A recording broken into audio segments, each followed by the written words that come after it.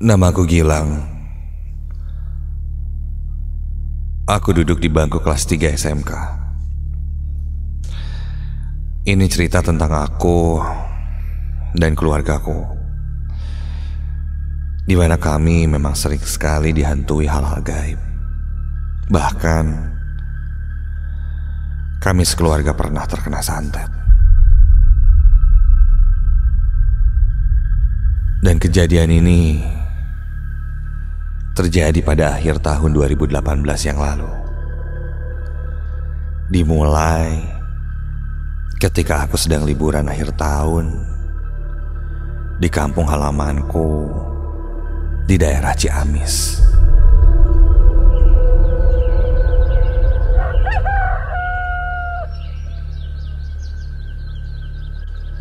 Ciamis adalah tempat kelahiranku. Namun setelah aku lahir, beberapa tahun kemudian orang tuaku pindah ke Bandung dan aku sekolah di sana. Sekarang sudah bertahun-tahun lamanya aku tidak kembali ke sini. Dan akhirnya aku baru kembali lagi ke rumah itu. Rumah itu tidak dijual ataupun disewakan, karena bisa dibilang rumah itu cukup klasik. Rumah tua, masih khas peninggalan zaman Belanda. Ayah berkata sayang sekali jika dijual. Jadi rumah ini sekarang hanya sebagai tempat istirahat kami jika ke Ciamis. Di sana ada Mang Asep. Dia ditugaskan oleh ayahku untuk berjaga di sana, sekedar untuk bersih-bersih dan juga mengganti beberapa bohlam yang mati.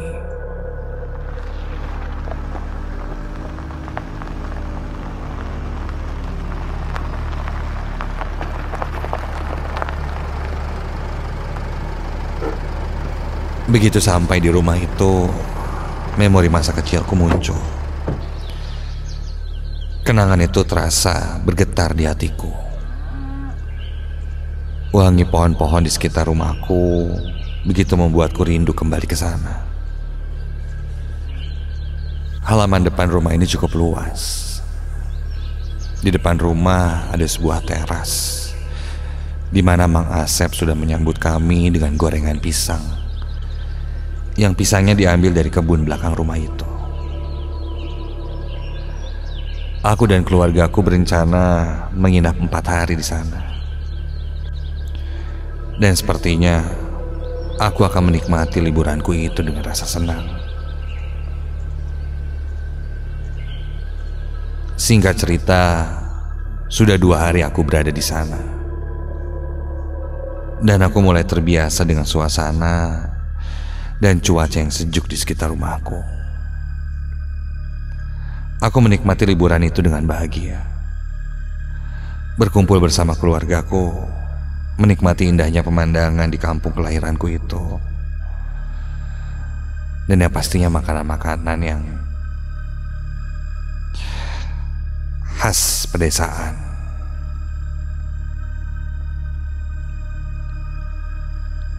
Sampai menjelang sore, aku sedikit berjalan-jalan di sekitar hutan di dekat rumahku, mencoba eksplor di sana. Ternyata ada jalan setapak menuju hutan yang kiri dan kanannya pepohonan yang tinggi. Di ujung jalan setapak ini, aku melihat sebuah pohon yang sangat besar. Orang sana menyebutnya pohon caringin atau beringin. Rantingnya panjang-panjang, memang terlihat menakutkan. Padahal ketika itu baru jam 4 sore. Namun suasana di sekitar hutan itu terasa lebih gelap dari seharusnya. Aku mendekati pohon itu. Aku coba memegang kulit pohon itu yang sudah keras dimakan usia, sambil aku melangkah mengelilinginya. Dan tak sadar, kakiku tersandung seperti menendang sesuatu. Ada batu keramik yang terhalang rumput liar alang-alang di sana. Aku coba melihatnya lagi dan ini kuburan.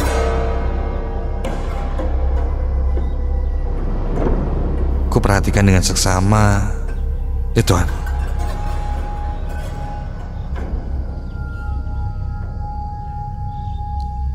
ternyata banyak sekali kuburan-kuburan di sekitar pohon itu. Iya, seperti tempat pemakaman.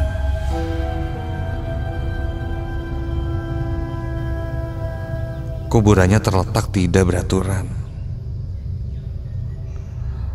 Aku pun beranjak dan berlarian di antara batu-batu yang sudah menyatu dengan tanah itu. Melihat suasana seram ditambah ternyata itu adalah kuburan, jujur itu membuatku takut. Dan aku pun langsung bergegas pulang.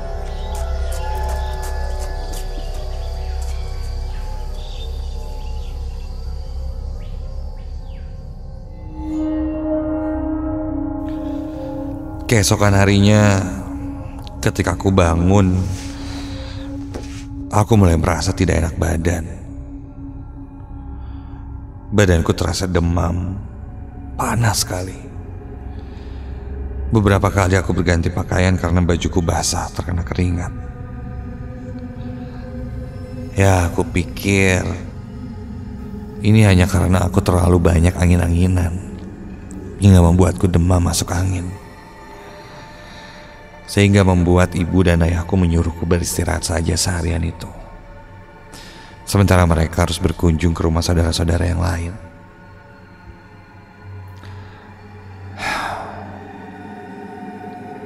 Kurasakan panas tubuhku yang luar biasa. Belum pernah aku seperti ini. Mataku perih dan nafasku terasa sesak. Aku sudah minum obat, namun sepertinya hasilnya nihil. Hingga aku coba paksakan saja untuk tidur siang itu.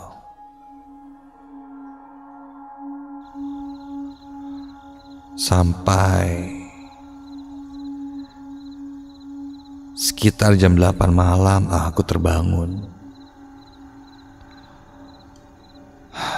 Aku terbangun karena ingin buang air kecil.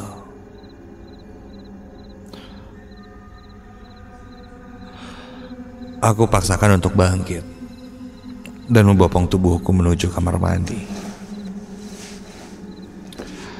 Ketika aku sedang tertatih-tatih berjalan, tiba-tiba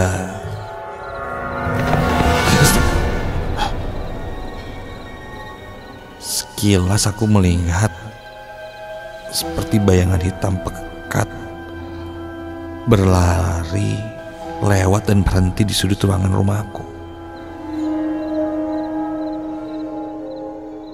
Mang Asep? Mang? Aku melangkah maju sedikit dan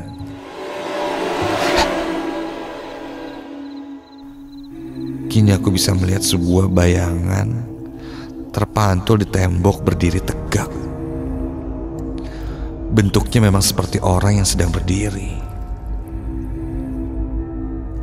Siapa ya?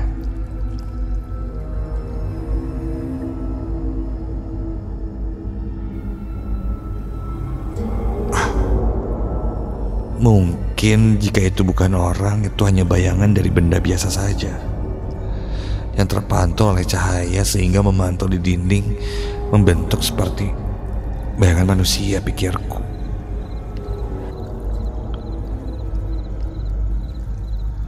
Bayangan itu hanya diam, tidak bergerak sama sekali, sehingga membuatku yakin itu hanya bayangan sebuah benda.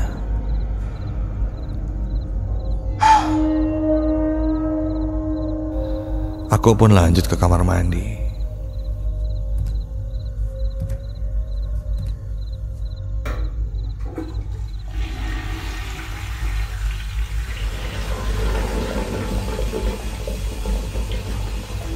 Setelah selesai dari kamar mandi, aku keluar dan masih kulihat lagi bayangan itu masih ada. Aku makin yakin itu bayangan benda, tapi entah benda apa. Aku pun tidak ingin mencari tahu. Aku pun melangkahkan kaki balik menuju kamar. Sampai langkahku terhenti ketika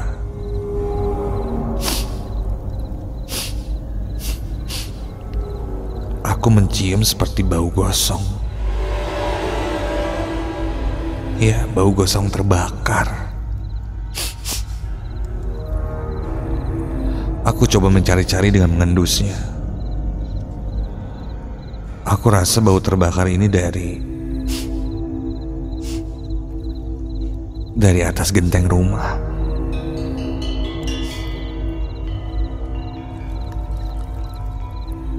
Aku coba mengintip keluar dari jendela yang ada di ruang tengah itu. Dan ketika kulihat keluar,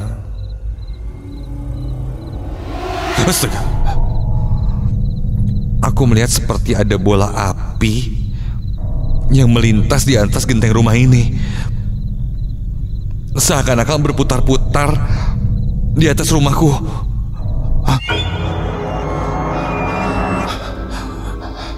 Aku pejamkan mataku dan menepuk-nepuk pipiku,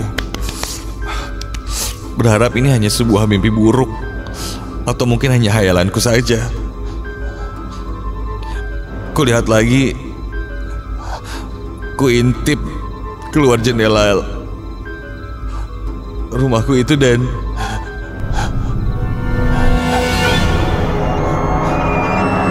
sudah tidak ada.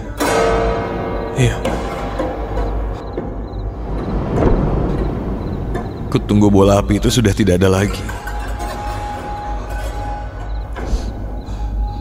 Perlahan aku pun membalikkan badan dan berjalan menuju ke kamarku sambil melihat kiri dan kanan. Lalu, kok aku baru menyadari bayangan yang di tembok yang kukira benda itu kini tidak ada. Hilang.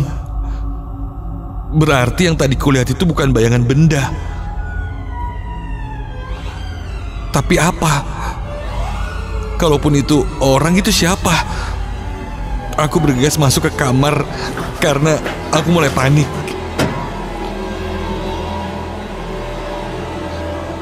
Aku meyakinkan diriku lagi, ini mungkin gara-gara demam panasku sehingga aku mulai berhalusinasi.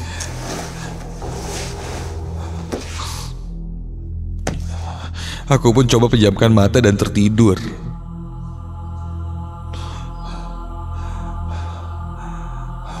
Meskipun tidak tenang, untunglah aku bisa terlelap malam itu. Keesokan harinya, aku terbangun dan badanku masih terasa lemas dan panas. Hal ini membuat ayah dan ibu berpikir untuk membiarkanku beristirahat dulu. Dan jika sudah membaik, baru kita pulang, katanya. Aku sendiri merasa aku sudah cukup sehat, meskipun badanku panas. Hingga aku coba berpura-pura sehat. Aku ingin pulang. Namun kondisi badanku ternyata tidak bisa dibohongi. Badanku masih panas. Sampai terlintas di pikiranku apakah sakit yang kualami ini ada hubungannya dengan makhluk itu. Entahlah. hingga malam pun tiba. Aku ingat hari itu malam Rabu,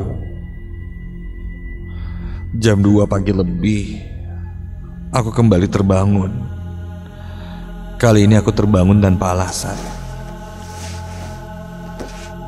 Tiba-tiba saja mataku terbuka. Kulihat pintu kamarku terbuka lebar dan lampu kamarku mati. Perasaan sebelum tidur lampu masih menyala dan pintu kamar tertutup. Sudahlah, aku hanya diam tidur menyamping di atas tempat tidur. Tidak ada yang kulakukan sampai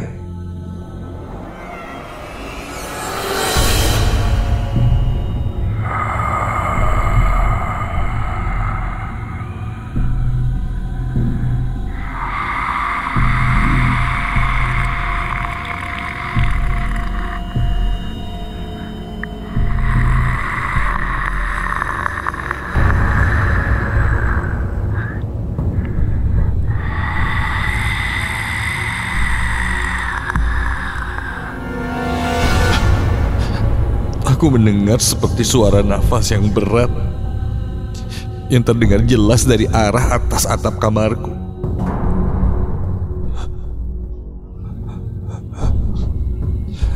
Terasa angin seperti menghembus menerpa sisi leherku. Aku pun beranikan diri untuk melihat ke atas atap kamarku. Dan ketika kulihat, astaga, aku melihat sosok hitam besar, badannya penuh bulu, dengan mata yang merah menyala. Sosok itu sangat tinggi sampai ke langit-langit kamarku, dan kini dia membukukan badan, seolah-olah ingin melihatku dari dekat. Wajahnya nampak seperti binatang, entahlah. Dia menyeringai dan mempunyai taring yang tajam dan besar dari giginya itu.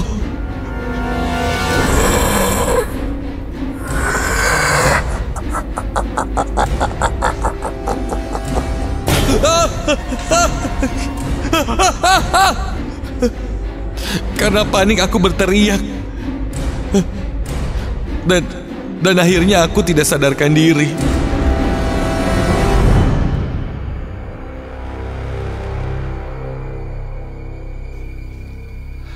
Saat aku dibangunkan, aku sudah berada dikelilingi oleh keluargaku. Mereka menanyakan apa yang terjadi, hingga mereka menyadari ada yang janggal denganku, bahwa sakitku adalah sakit yang tidak biasa. Ketika itu, ibu dan ayahku juga pergi ke saudaraku untuk bertanya, menerawang ada apa denganku.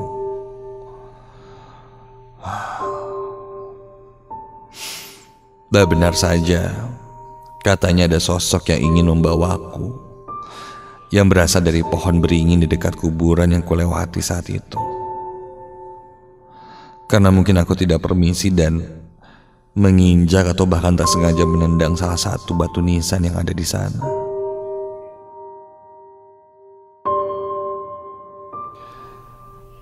Setelah itu kejadian-kejadian aneh pun tidak terjadi lagi.